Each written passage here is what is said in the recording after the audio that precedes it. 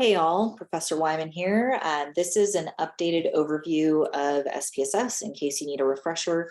I am in Oporto in this video so that you can see it's very similar. There's just some challenges with Oporto that you don't have in SPSS when it's installed on your computer. So I am on my virtual desktop for Fresno State Oporto.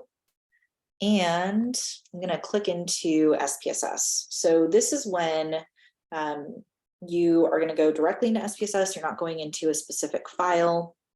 I could have clicked into one of my files, my .savs or another file type in SPSS and open it that way. But I'm going to open it like this. And it'll come up with other auto-recovered items. I don't need to see that, so I'm just going to say new data set. I'm going to say open. So first of all, you'll notice that an output popped up. I'm going to minimize this and I'll talk about it again in just a minute. So for SPSS, you have two different views that you'll be aware of. You have the data view here, and then we're in variable view.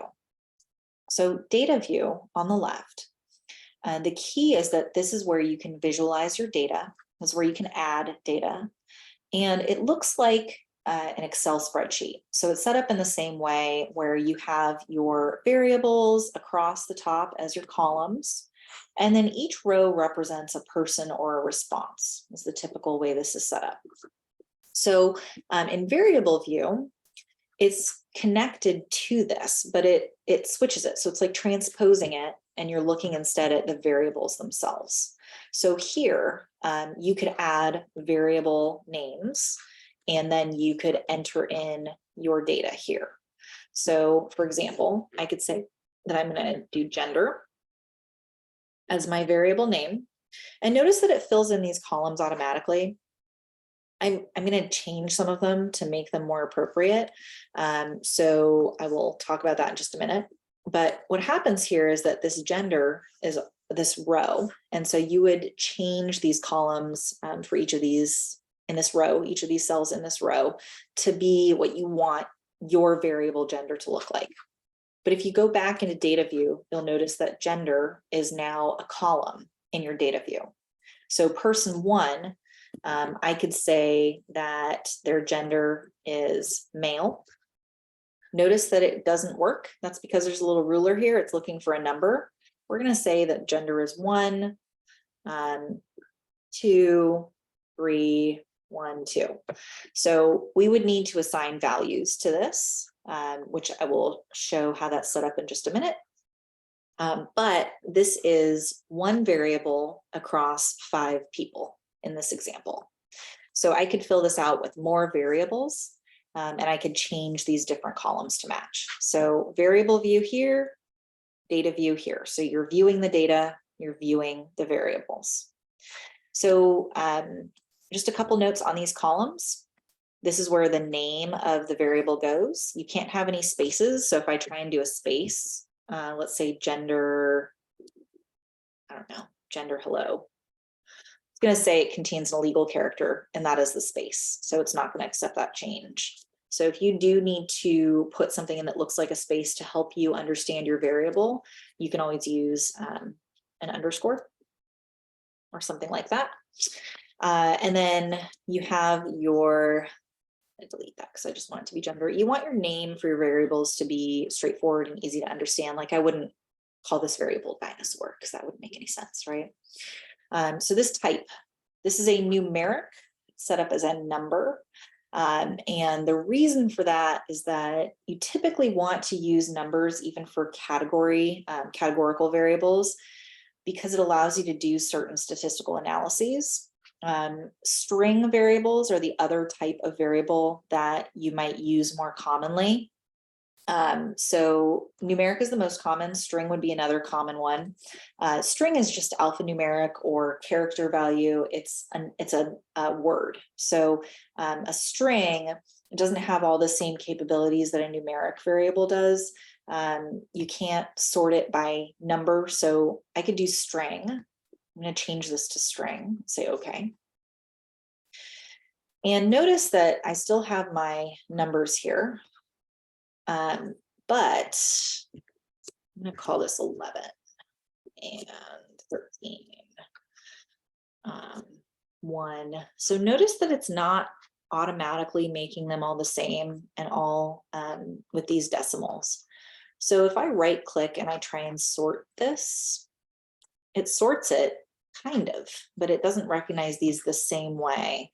So you're gonna, with string, you have a lot more possibility for error because you can have numbers and characters and letters and all sorts of things in your string variables, but it's not going to give you the same capabilities in SPSS, the same analysis capabilities. And there's other issues, but fortunately, the way that we're setting things up in Qualtrics for your surveys for Psych 144 students, you're not going to encounter this issue. This is a tell that you have a string variable, this little a that's in our nominal measurement.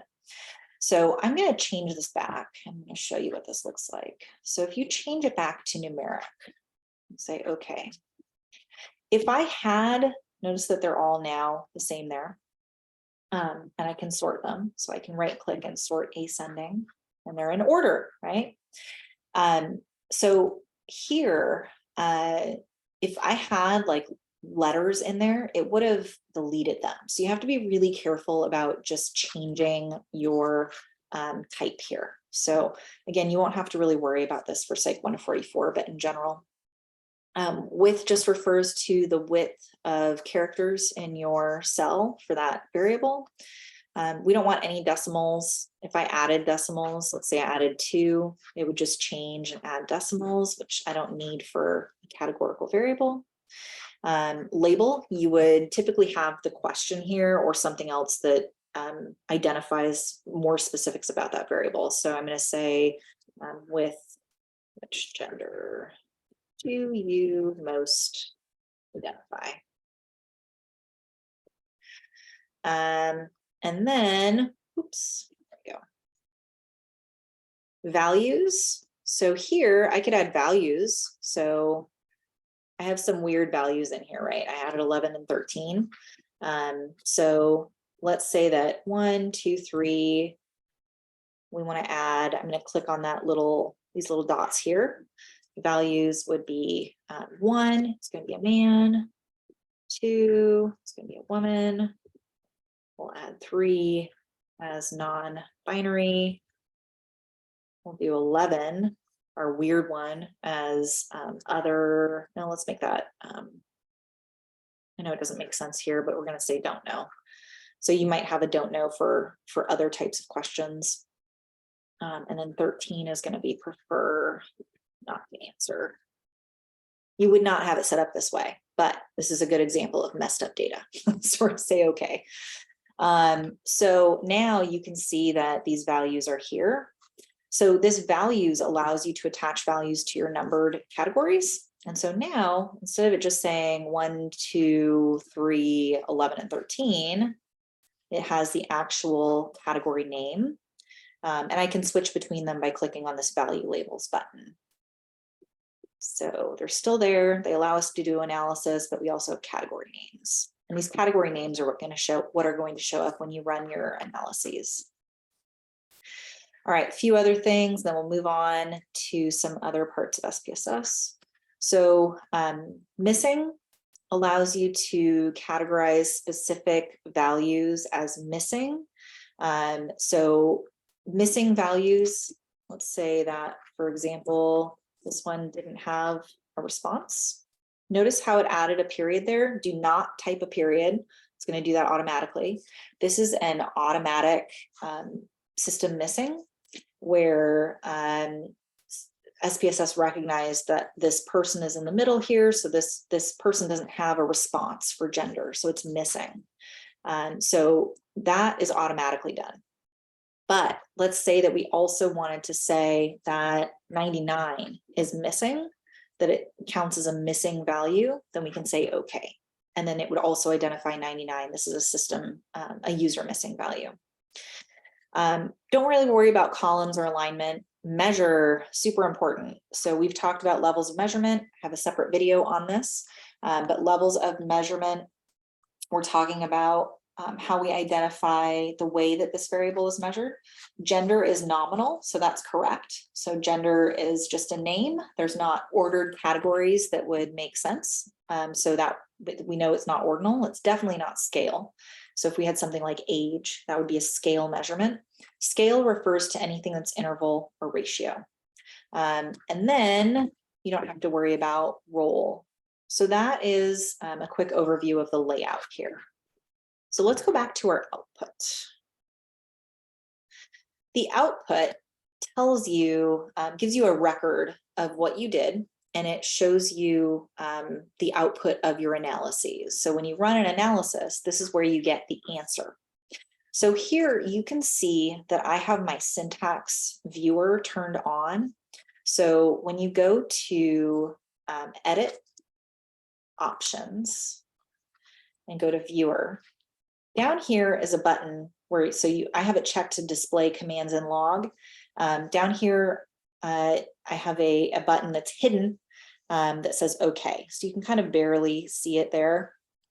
Porto has some issues with this where the format that I'm recording in, I can't make my window full screen by clicking this because it will hide my screen from my recording, but you would just go ahead and press this okay, which I've already done.